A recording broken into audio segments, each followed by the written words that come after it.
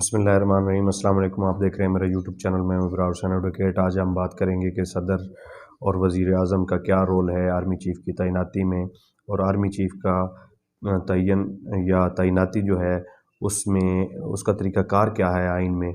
اور صدر کے کیا اختیارات ہیں اور وزیر اعظم کے کیا اختیارات ہیں، صدر کس حد تک اس سمری میں یا اس اپوائنٹمنٹ میں اپنا رول ادا کر سکتا ہے،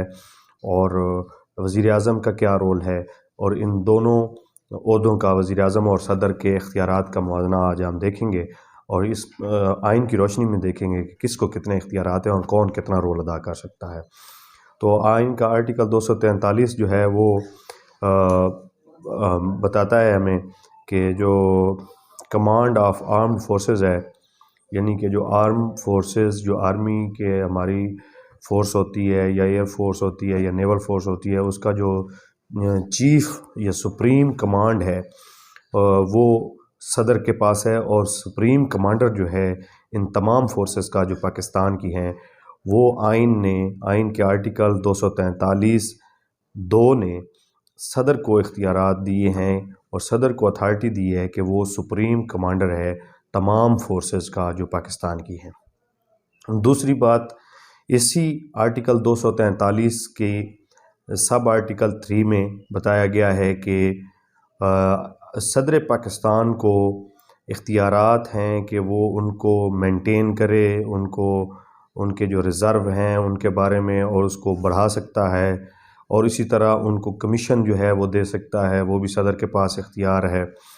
اور پھر اسی آرٹیکل 243 میں صدر کو یہ اختیار دیا گیا ہے، جو کہ آرمی چیف کی جو سمری ہوتی ہے اس کے بارے میں اختیار جو صدر کو دیا گیا ہے وہ 243 کا سب آرٹیکل 3 ہے، اس میں دیا گیا ہے، اور اس میں یہ اختیار بڑا واضح دیا گیا ہے کہ صدر جو ہے وہ کس حد تک اختیار رکھے گا اور کیا رول ہوتا ہے صدر کا آرمی چیف کی تعیناتی کی سمری میں۔ تو اس میں بیان کیا گیا ہے کہ جو صدر ہوگا وہ اپوائنٹ کرے گا، وہ تعینات کرے گا، وہ فائنل اپوائنٹمنٹ کی جو اتھارٹی ہے، اپوائنٹنگ اتھارٹی جو ہے وہ صدر ہے، آرمی چیف ہو، joint chairman joint chief of staff committee ہو، یا چیف آف نیول سٹاف ہو، یا چیف آف ایئر سٹاف ہو، اس کی اپوائنٹمنٹ پہ فائنل جو سگنیچر ہونے ہوتے ہیں، یا جس نے اپوائنٹمنٹ ان کی کرنی ہوتی ہے، یا جس کے پاس اپوائنٹمنٹ کی یہ اتھارٹی ہے، وہ صدر پاکستان ہے جس کو یہ اختیار حاصل ہے۔ اب اس کا طریقہ کار کیا ہوتا ہے صدر کا، وہ کیسے اس کو اپوائنٹ کرتا ہے، تو یہ بھی اس میں بتایا گیا ہے کہ وزیر اعظم کی ایڈوائس پہ، وزیر اعظم کی ہدایت پہ صدر پاکستان تعینات کرے گا آرمی چیف کو، chairman joint chiefs of staff committee کو، اور چیف آف نیول سٹاف اور چیف آف ایئر سٹاف جو ہوں گے ان کو صدر پاکستان جو ہے وہ تعینات کرے گا۔ یعنی وزیر اعظم ایڈوائس کرے گا، ایڈوائس بھیجے گا، سمری بھیجے گا صدر پاکستان کو، اور صدر اس ایڈوائس پہ ایکٹ کرتے ہوئے اپوائنٹمنٹ ان کی کرے گا۔ فائنل اپوائنٹمنٹ کا اختیار صدر پاکستان کے پاس ہے۔ اب ہم نے دیکھنا یہ ہے کہ جب صدر کے پاس کوئی سمری آتی ہے کسی چیز کی، جس چیز کا اسے اختیار ہوتا ہے آئین میں کرنے کا، یا جس تعیناتی کا صدر پاکستان کے پاس اختیار ہے کہ وہ کرے اس تعیناتی کو، تو وہ جب سمری آتی ہے تو اس سمری کو کیا پروسیجر ہے، اس پہ صدر کیسے عمل کرتا ہے، تو اس کے لیے ہمیں آرٹیکل 48 جو ہے آئین پاکستان کا وہ رہنمائی ہماری کرتا ہے۔ وہ یہ کہتا ہے کہ صدر وزیر اعظم کی طرف سے جو بھی سمری آئے گی اس کو 15 دن میں جو ہے وہ منظور کرے گا، یعنی وہ اس سے یا تو منظور کر لے گا 15 دن میں، یا پھر وہ اس ہدایت کے ساتھ، کسی ہدایت یا ڈائریکشن کے ساتھ جو ہے وزیر اعظم کو یا کیبنٹ جس سے اپروو کر کے جو سمری بھیجی ہوتی ہے اس نے، اس پرائم منسٹر کو دوبارہ واپس بھیج سکتا ہے کہ اسے دوبارہ ریکنسیڈر کرو، اور ڈائریکشن ساتھ دے سکتا ہے کہ کس پوائنٹ پہ جو ہے ریکنسیڈر کیا جائے۔ اب جب وہ سمری ریکنسیڈر ہونے کے لیے وزیر اعظم کے پاس چلی جائے گی، ایک تو 15 دن ہیں صدر کے پاس کہ وہ اپنے پاس سمری رکھ سکتا ہے، اس کے بعد وہ 15 دن کے بعد اگر وہ سمجھتا ہے تو پھر وہ واپس بھیج دے گا کہ اس پہ دوبارہ آپ اسے دوبارہ دیکھو، اور کوئی ڈائریکشن دے کے کہ اس پوائنٹ پہ اسے دوبارہ دیکھو اور پھر مجھے دوبارہ دیکھنے کے بعد اور اسے ریکنسیڈر کرنے کے بعد مجھے دوبارہ بھیجو۔ اب 15 دن کے بعد وہ جب ریکنسیڈر کرنے کے لیے وہ وزیر اعظم کو اور کیبنٹ کو وہ سمری بھیجے گا، تو پھر وہ سمری جب دوبارہ اگر کیبنٹ یا پرائم منسٹر اپروو کرنے کے بعد ہو بہو دوبارہ اسی سمری کو وہ منظور کر لیتے ہیں،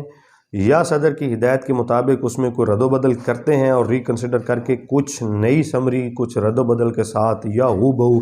وہ جیسی صورت میں بھی واپس بھیجتے ہیں دوبارہ اسے صدر پاکستان کو کہ یہ سمری اب دوبارہ ریکنسیڈر ہو کے آپ کو بھیج دی گئی ہے، تو پھر اس کے اوپر صدر پاکستان نے ہر حال میں 10 دن کے اندر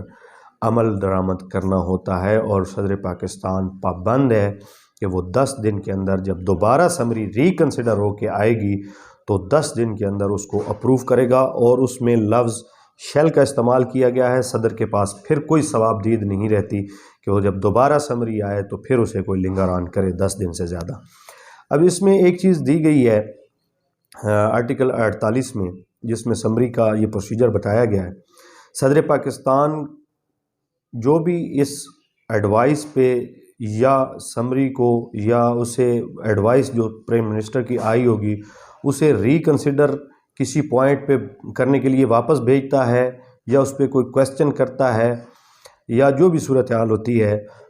تو ایسی پروسیڈنگ جو صدر اختیار کرے گا، جو آرٹیکل 48 میں اس کو اختیار دیا گیا ہے کہ وہ سمری واپس بھیج سکتا ہے دوبارہ اس پہ سوچ بچار کے لیے، تو ایسی وہ کسی نقطے پہ بھیجتا ہے، کس پوائنٹ پہ بھیجتا ہے، تو اس معاملے میں کوئی ادارہ، کوئی عدلیہ یا کوئی چیز یا کوئی پارلیمنٹ اسے کویسچن نہیں کر سکتی،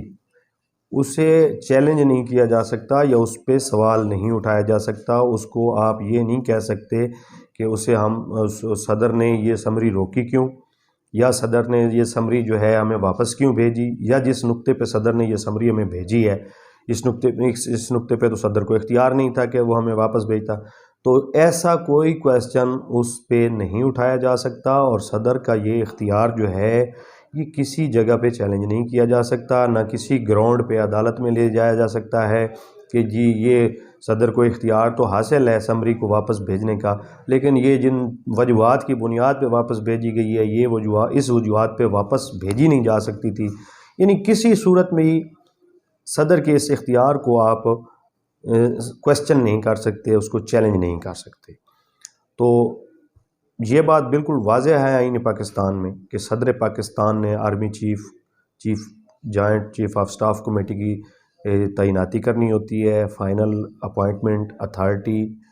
اتھارٹی جو ہے وہ صدر ہے، اور صدر پاکستان ہی ان کی تنخواہوں میں اضافے اور کمی کا جو ہے اس کو اختیار حاصل ہے، اس کے علاوہ الاؤنس وغیرہ بھی جو ہے ان کے وہی کرتا ہے۔